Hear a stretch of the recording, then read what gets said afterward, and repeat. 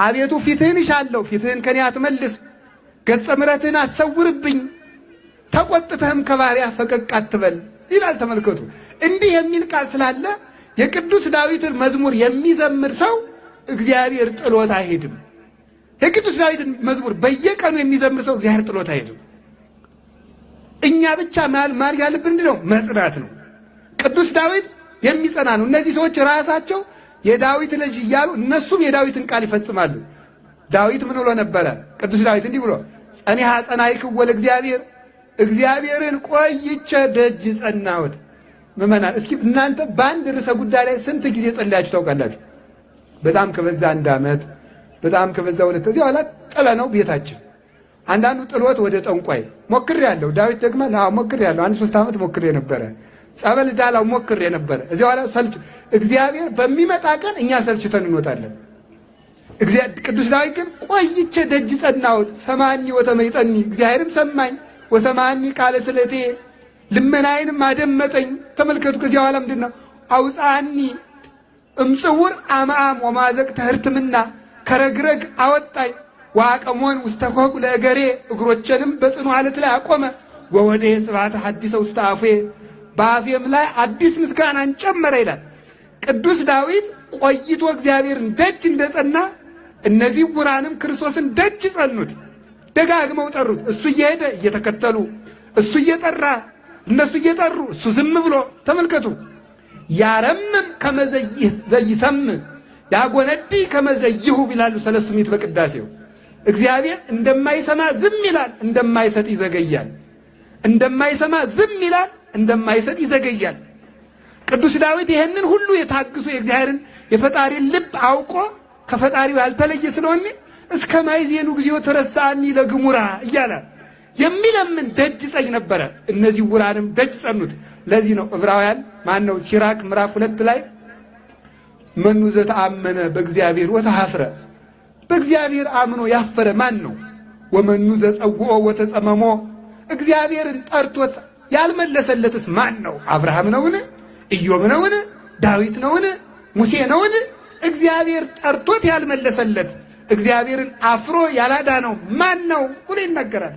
ስለ እግዚአብሔርን በፍጹም ልብህ እመነው፣ ግን መዘግየቱን እንደሌለ አትቁጠረው። እግዚአብሔር ሲዘገይ የሌለ ይመስላል። እንዲያውም ቅዱስ ዮሐንስ አፈወርቅ ምን ይላል? ደመና ሲበዛ ፀሐይ የሌለ ይመስላል፣ ውሸት ሲበዛ እውነት የሌለ ይመስላል፣ መከራ ሲበዛ እግዚአብሔር የሌለ ይመስላል። ደመናው ነፋስ ሲበትነው ፀሐይ መኖሯ ትታወቃለች። መከራ ሲቀለን እግዚአብሔርን አብሮን እንዳለ እናውቃለን። ግን ደመና ሲኖር ፀሐይን መዘንጋት እንደሌለብን የመከራ ደመና ሲከበንም እግዚአብሔር አብሮን እንዳለ መሸበር የለብንም። እና ቅዱስ ዳዊት ፈጣሪውን በሙሉ ልብ ያገለገለ በዙፋን ተቀምጦ እግዚአብሔርን የሚፈልግ ፍጹም ሰው ነበር። ትሁት፣ አመድ ነስንሶ የሚተኛ ከሚጠጣው ውሃ ጋር እንባውን እየጨመረ የሚጠጣ ሰው ነበረ። ማን? ቅዱስ ዳዊት። ሲሳየ ኮነኒ አንብዕየ ይላል። እንባዬ እራት ምሳ ሆነኝ ይላል።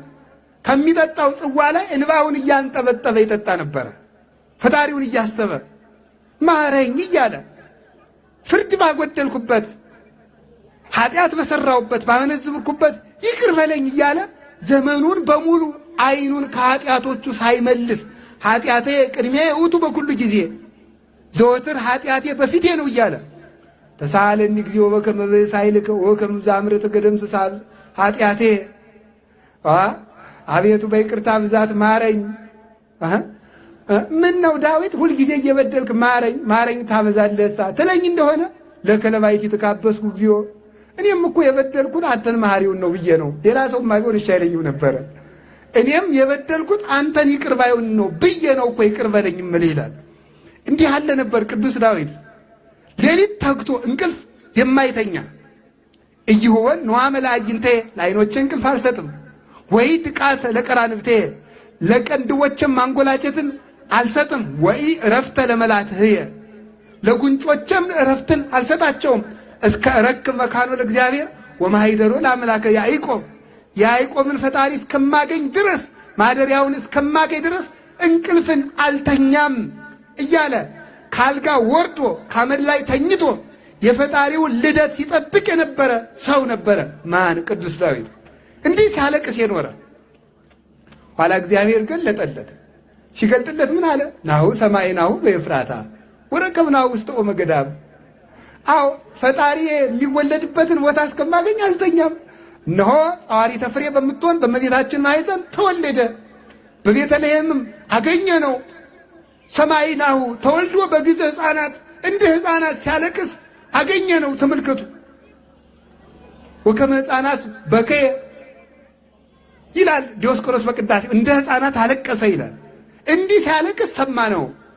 ወረከብናሁ ውስተ ኦመ ገዳም በጫካ ስር አገኘ ነው አለ። ድንቁርና በበዛበት ዓለም ተወልዶ አገኘ ነው። እንኳን ተወለደ እንጂ እንከሰን በው ውስጥ አብያቲሁ ለእግዚአብሔር። እንግዲህ ወደ እግዚአብሔር ቤት እንገባለን። ተመስገን፣ መንግሥተ ሰማያት ተከፈተልን፣ ቤተ ክርስቲያን ተከፈተችልን። እንግዲህ ወደ እግዚአብሔር ቤት እንገባለን። ወንሰግድ ውስተ መካን ሀበ ቆመ እግረ እግዚእነ። የእግዚአብሔር እግሮቹ ወደ በቆመበት ማኅፀን ወደ ድንግል ማርያም፣ የእግዚአብሔር እግሮቹ በቆሙበት ወደ መስቀል ወደ ተቸነከረበት፣ የእግዚአብሔር እግሮቹ አድሮ በሚኖርበት ሊቀ ካህናት ኢየሱስ ክርስቶስ ተሰይሞ በሚኖርባት በቅድስት ቤተ ክርስቲያን ገብተን እንሰግዳለን። እንኳን ተወለደ እንጂ እያለ መወለዱን ሳይ አቅርቦ ያየ ቅዱስ ዳዊት ነበረ።